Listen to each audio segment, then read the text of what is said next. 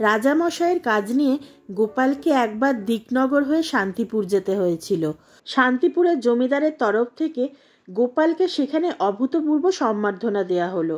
কারণ ইতিমধ্যেই গোপালের রসবোধ ও উপস্থিত বুদ্ধির কথা নগরে রাজামশাইয়ের মাধ্যমে গোটা নদিয়া তো বটেই, এমনকি মুর্শিদাবাদের নবাবের কাছেও পৌঁছে গিয়েছিল। গোপাল রাজামশাইয়ের দৌলতে অনেক জায়গাতেই এমন আতিথেয়তা অনেক পেয়েছে। শান্তিপুরে নদীর ঘাটে পৌঁছাতেই গোপাল টের পেল এখানে ওকে নিয়ে মাতামাতি কিছু কম হবে না। এইরম আতিথেয়তা গোপালের গ্রহণ করতে ভালোই লাগে, কিন্তু মাঝে মধ্যে কিরম যেন একটু মনে হয় যেমন এরকম সম্মান তো নিজের কারণে ঘটছে না, ঘটছে রাজামশাইয়ের দূত হয়ে আসার জন্যে। আবার কখনো তার মনে হয়, আহা, সঙ্গে যদি বউ থাকতো তাহলে দেখতে পেত ওর স্বামী একেবারে ফেলনা নয়, কেউকেটা না হলেও বেশ সম্মানীয় ব্যক্তি। একবার রাজামশাইকে বলে কয়ে বউকে শিবপুর নিয়ে গিয়েছিল।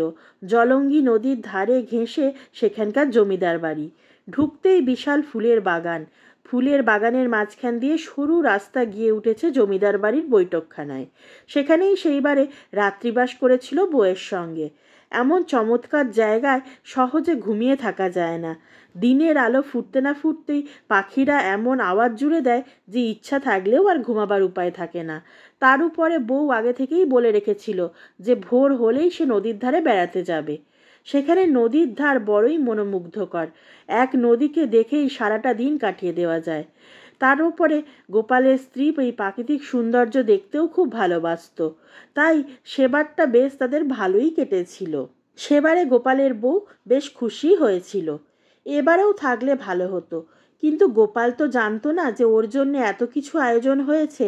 আগে থেকে তো অনুমান করা যায় না। এবারে তো ঘাটে নৌকা এসে ভিড়তেই দুপাশে দাঁড়িয়ে থাকা মহিলারা শঙ্খ বাজিয়ে বরণ করল গোপালকে।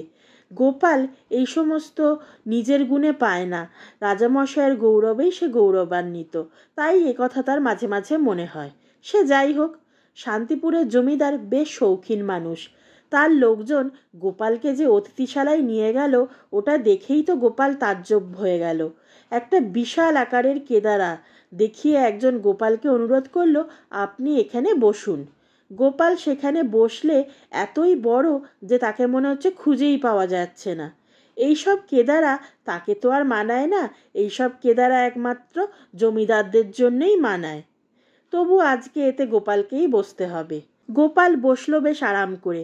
আরাম করে বসেই গোপালের মাথায় মশকরা করার বুদ্ধি চলে এলো। সে বলে উঠল, কেদারা সজীব তো? এই প্রশ্ন শুনে সকলেই থতমত খেয়ে গেল। তারা সম্মিলিতভাবে বলল, আপনার এই কথার বিন্দু বিসর্গ আমরা বুঝতে পারলাম না। আমরা তো জন্ম অবধি শুনে আসছি কেদারা নির্জীবই হয়, জড় পদার্থ। তো আবার সজীব হলো কি করে কেদারা? গোপাল ওদের ভ্যাবাচাকা খাওয়া অবস্থা দেখে মুচকি হাসল। আরে না না, আমি জড় কি নির্জীব এসব বলতে চাইছি না। এতে চিন্তিত হওয়ার কোনো ব্যাপার নেই। আমি আসলে জানতে চাইছি যে কেদারাটি সজীব অর্থাৎ ছারপোকা সমৃদ্ধ নয় তো?